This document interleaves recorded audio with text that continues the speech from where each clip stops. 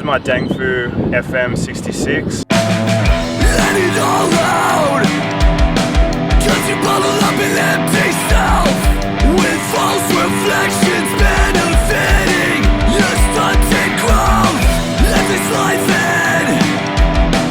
I breathe if you do not love, but I know inside it's cold. It's always so fucking cold. I've been riding it for maybe about a year. Just gone over 5,000 Ks on it. I ordered it direct from just from talking on Skype to the guys at Dengfu. They were really easy to communicate with. I didn't have any problem with English or anything like that. My order came exactly as I wanted. I got a 56 centimeter. This is a matte black finish.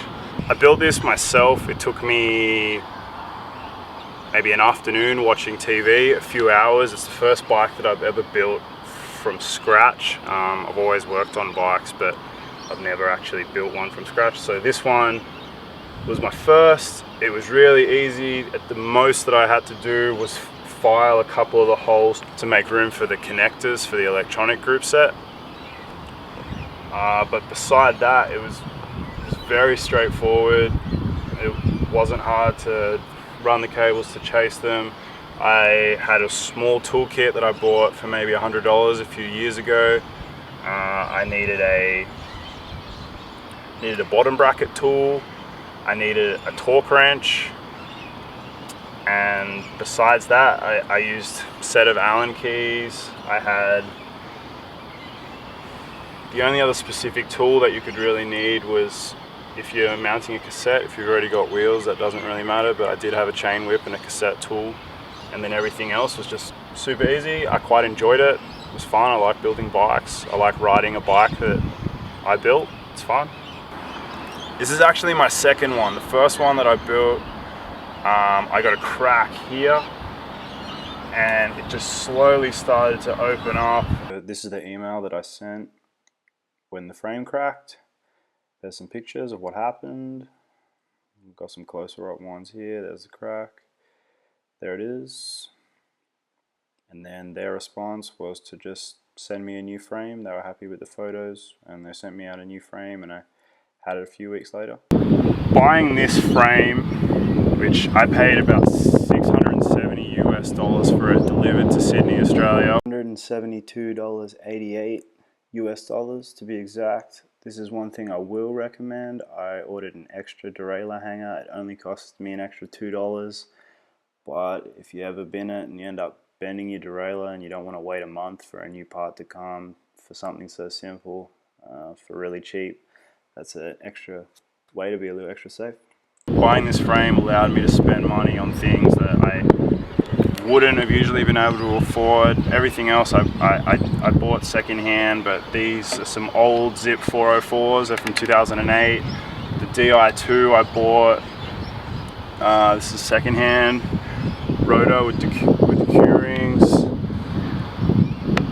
Basically everything else on the bike except the frame is probably the best stuff that I could afford. That's where I spent most of my money. I'd say this bike, I built it for, I had some change from about 5,000 Australian dollars.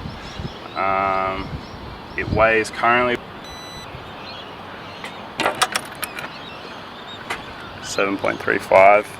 That's with bottle cages, with the Garmin on, and with the speed and cadence sensor. So I'm sure with some modern climbing wheels, it would be closer to the 6.8, but it doesn't really bother me at all. I like these wheels, they roll really strong. I've traveled with it. I've taken it to Hawaii. I just put it in a cardboard box. I didn't have to do anything special. I haven't had to be gentle with it at all. I've ridden it on every different surface.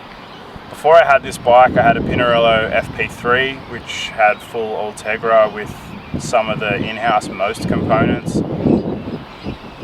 That bike doesn't really compare to this bike at all. I mean, obviously, components-wise, this bike is a massive step ahead, but the frame, stiffer, lighter, more responsive.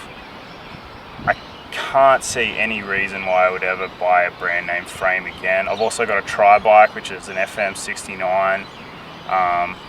Done multiple half Ironman races on that now, tons of training on it. I rode that bike from Wellington, New Zealand to Auckland.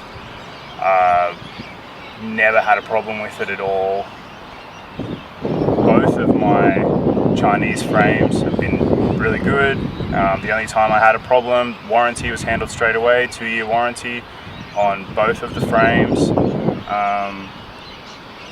I really have no reason why I would ever, unless somehow I came into a whole heap of money, then I'd probably just buy the nicest looking bike that I could just to have it and look at it. But for a bike that I'm happy to travel with, race on, bang around on, and then just chuck a lock on it and stick it outside the shops or wherever and not really be freaked out if something happened to it, this is the best thing that I could really think of. If you have any other questions or how anything went with the whole ordering process, any of the specifics that I asked, just pop it in the comments and I'll answer any questions. Thanks.